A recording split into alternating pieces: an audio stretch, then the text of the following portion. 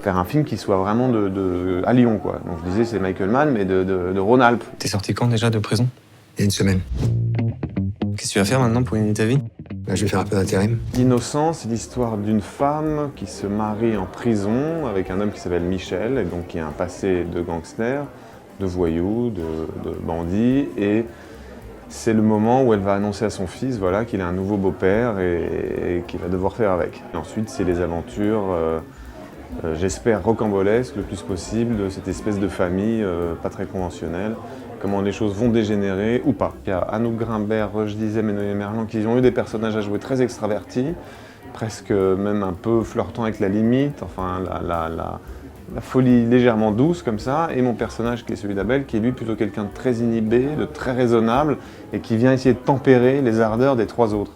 Et alors moi, est-ce que je m'inspire de moi pour fabriquer ce personnage? Probablement.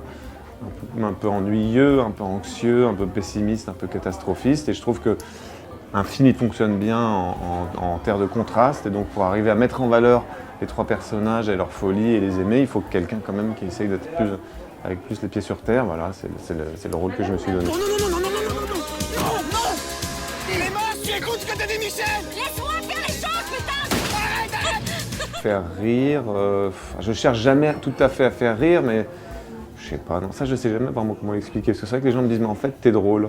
On me dit mais en fait t'es un mec marrant toi. Alors je leur dis je ne sais pas, mais j'en sais rien. Mais c'est sûr que en fait ça dépend des films dans lesquels on est. Je sais que certains films de Maïwenn par exemple, ça me plaisait de prendre la situation en contre-pied pour pouvoir lui donner du contraste. Par ce mode de la légèreté que j'ai essayé d'employer tout au long de l'histoire, je peux faire passer plus de choses qui sont dramatiques.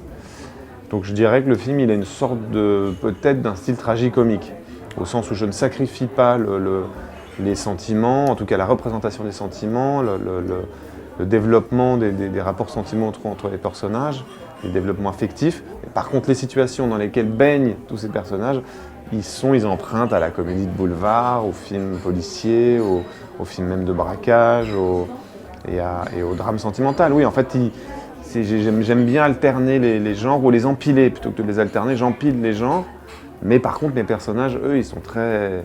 Ce qu'ils vivent est très dramatique, pas au sens de la tristesse, mais au sens de l'importance et du sacré. Pourquoi elle t'arrête pas le chauffeur? Non, c'est clair et net, c'est non. Je veux draguer le chauffeur! Tu restes assis. Je veux draguer le chauffeur! Quand on fait un polar, l'industrie américaine elle en a produit tellement que forcément viennent en tête des images de films. Que ce soit Michael Mann, que ce soit même Brian De Palma, que ce soit plein de grands noms, de grands films. Mais c'est vrai que comme spectateur, je sais qu'il m'est arrivé par exemple de voir des films italiens où je voyais qu'une des raisons, enfin qu'une des volontés du metteur en scène ou de l'équipe, ça serait de dire on va essayer de se mettre au niveau des Américains. Moi j'ai passé mon temps à l'équipe de dire on n'essaye pas de faire comme l'industrie américaine, il faut vraiment faire un film qui soit vraiment à Lyon, quoi. Donc je disais c'est Michael Mann, mais de Rhône-Alpes. Donc il faut arriver à mélanger. Ça c'était le principe au moment de l'écriture, de se dire le style du polar qui est un style, même si Jean-Pierre Melville en a fait des très beaux, enfin il y en a plein d'autres qui ont fait des très beaux polars français. Et notre imaginaire il est rempli d'images américaines. Donc j'ai dit qu'il faut arriver vraiment à faire un film qui soit de là où on le fait. C'est pour ça que j'ai mélangé la comédie sentimentale au milieu d'une scène de braquage et d'un moment d'action. À un moment donné, il a des premiers degrés d'action, mais constamment contrebalancé avec de l'ironie et un peu d'humour. C'est ce que j'essaye de faire quand je fais un film. Je me dis, j'espère que les gens, quand ils sortent de la salle, ils aient toujours envie de vivre, quoi. J'ai pas envie que... Voilà, le truc qui me fait le plus peur, c'est du cafard.